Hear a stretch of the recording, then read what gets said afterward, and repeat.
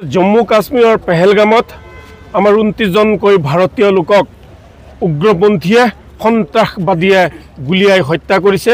লগতে জানটো আলী নামৰ এগৰাকী আমাৰ বীৰ সৈনিককো সন্ত্ৰাসবাদীয়ে গুলিয়াই হত্যা কৰিছে।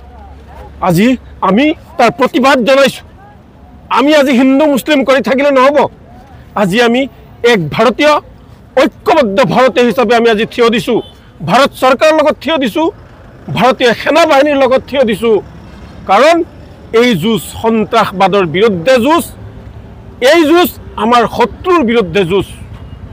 আমি চৰকাৰক আপোনালোকৰ জৰিয়তে আহ্বান জনাওঁ, দাবী জনাওঁ যে যিসকলে আমাৰ সেনা জোৱানক গুলিয়াই হত্যা কৰিছে, যিসকলে আমাৰ সেনা জোৱানক শ্বহীদ কৰিছে আৰু যিসকলে আমাৰ 29 জনকৈ ভাৰতীয়ক হত্যা কৰিছে, তেওঁলোকক বিচাৰি বিচাৰি বিচাৰি মুকলিকৈ গুলিয়াই হত্যা কৰক ভাৰত চৰকাৰে। ইয়াকো আহ্বান জনাওঁ যে পাকিস্তানৰ ওপৰত আজিয়ে ইয়াৰ ষ্ট্ৰাইক কৰিব লাগে। পাকিস্তানক বিশ্বৰ মানচিত্ৰৰ পৰা নোহোৱা কৰি দিব লাগে। পাকিস্তান এটা বৰ বেয়া ৰাষ্ট্ৰ। আপোনালোকে দেখা পায় মাজে মাজে পাকিস্তানত কি হয়, আমি সংবাদ মাধ্যমৰ জৰিয়তে দেখা পাওঁ। কেতিয়াবা ৰেলত বোমা দিয়ে, কেতিয়াবা মছজিদত বোমা দিয়ে, কেতিয়াবা সাধাৰণ মানুহক গুলিয়াই হত্যা কৰে।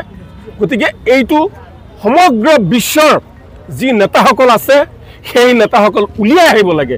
উলিয়াই আহি এই পাকিস্তানৰ যি সন্ত্ৰাসবাদ আছে, ভাল মানুহ নহয়, সন্ত্ৰাসবাদ দমন কৰাৰ কাৰণে বিশ্বৰ নেতা উলিয়াই আহি পাকিস্তানক বিশ্বৰ মানচিত্ৰৰ পৰা শেষ কৰি দিব লাগে।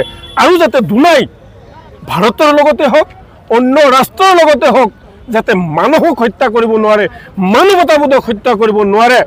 আমি পুনৰ কৈছোঁ, আমি ভাৰতীয় সেনাৰ লগত আছোঁ, ভাৰত চৰকাৰৰ লগত আছোঁ। যদি দৰকাৰ হয় ভাৰতবৰ্ষৰ প্ৰতিজন জনগণৰ লগতে প্ৰতিজন ভাৰতৰ মুছলমান দেশৰ হকে আমি শ্বহীদ হ'বলৈ সাজু। যেনেকৈ আমি যেতিয়া ভাৰতবৰ্ষৰ পৰা ইংৰাজক খেদিছিলোঁ, আমি ঠিক আমাৰ মৌলানা, মুফতি, কাৰী, হাফিজ বহু মুছলমান, লাখ লাখ মুছলমান শ্বহীদ হৈছিল। এতিয়া পাকিস্তানৰ বিৰুদ্ধে আমি নেমচুৰ প্ৰতিজন কৰ্মী আমি শ্বহীদ হ'বলৈ সাজু।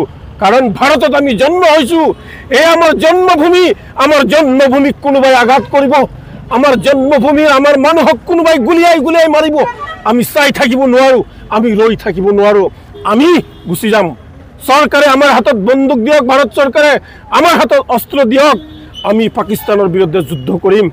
আমি ভাৰত চৰকাৰৰ লগত আছোঁ, আমি ভাৰতীয় সেনাৰ লগত আছোঁ। মৰি যাম, তথাপি আমাৰ দেশৰ ক্ষতি হ'বলৈ নিদিম। ভাৰত চৰকাৰ আৰু বিভিন্ন ৰাষ্ট্ৰই পাকিস্তানৰ সকলো সা সুবিধা, সকলো ৰাজ সাহায্য, বিভিন্ন সাহায্য বন্ধ কৰি দিব লাগে। পাকিস্তানক অৰ্থনৈতিকভাৱে দুৰ্বল কৰিব লাগিব। আমি বহু সময়ত দেখা পাওঁ আমাৰ ভাৰতৰ পৰা বিলাহী যায়, বহু সময়ত দেখা পাওঁ আমাৰ পানী যায়, পানী বন্ধ কৰিছে, চৰকাৰক ধন্যবাদ জনাইছোঁ। গতিকে পাকিস্তানক সকলো ফালে আমি দুৰ্বল কৰিব লাগিব।